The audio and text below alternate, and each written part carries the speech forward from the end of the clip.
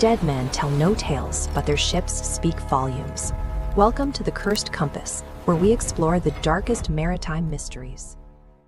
8,000 feet below the surface of the Atlantic, a remotely operated vehicle illuminated a silver-plated daguerreotype of an unidentified woman. The crew called her the Mona Lisa of the Deep, a perfectly preserved face from the middle of the 19th century. The image belonged to one of nearly 600 people aboard a steamer carrying 10 tons of fresh California gold.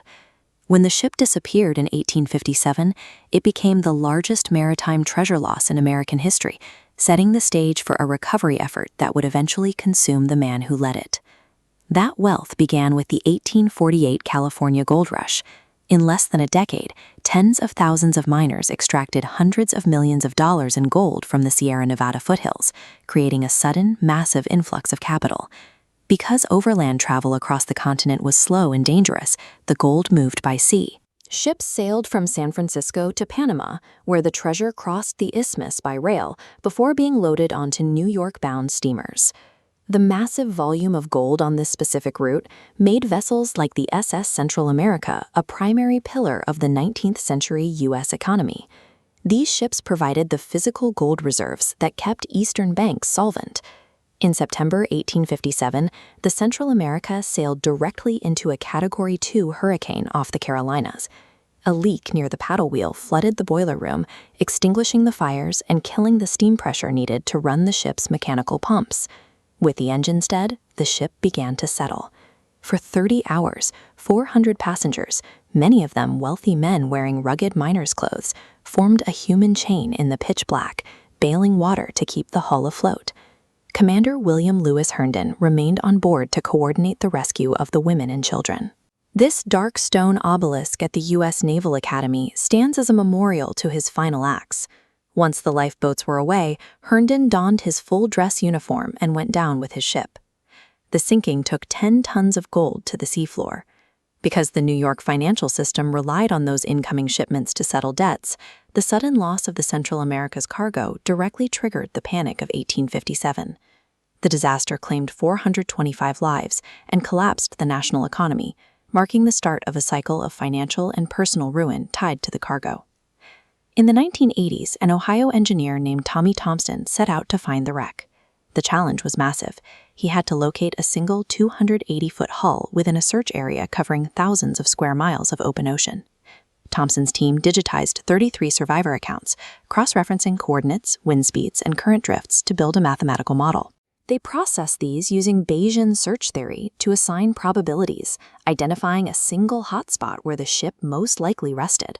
They deployed Nemo, a custom 6-ton robot designed to withstand the freezing, high-pressure environment of the Blake Ridge, 8,000 feet below the surface. Pinpointing the Central America's location in the vast Atlantic was a triumph of mathematical and engineering precision. On the seabed, the team found the Garden of Gold, where the silt was carpeted with thousands of coins. This 1857 Double Eagle is a prime example. Despite 130 years on the seafloor, the gold remained in pristine, mint condition. Eerie deep-sea biology had claimed the site. The team discovered a living fossil called the Sydney Opera House sponge and documented rare golden coral growing directly on the stacks of gold bars. While the ROV worked, a 21-foot-long Greenland shark, the deepest ever filmed at the time, slowly circled the debris field in the dark. To recover the treasure without damage, Thompson used a block lifting technique. He injected silicone rubber into the coin piles, allowing the team to lift hundreds of delicate artifacts and gold ingots in protective, solid casts.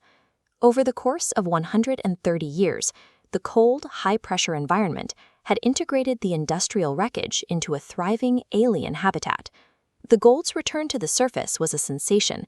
Its value was confirmed when a single 80-pound gold ingot from the wreck sold for a record-breaking $8 million.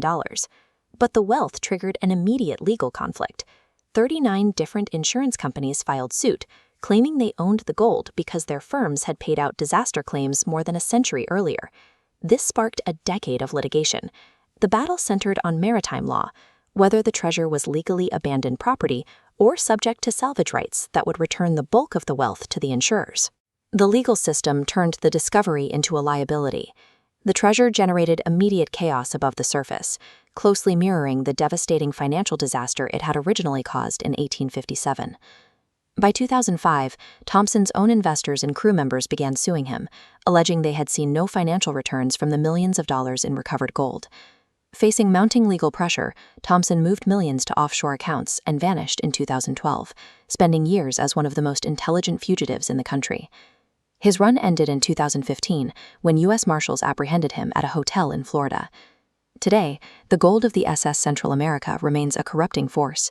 Tommy Thompson, the man who spent a decade finding the treasure, has spent the entire last decade inside a federal prison for refusing to reveal the location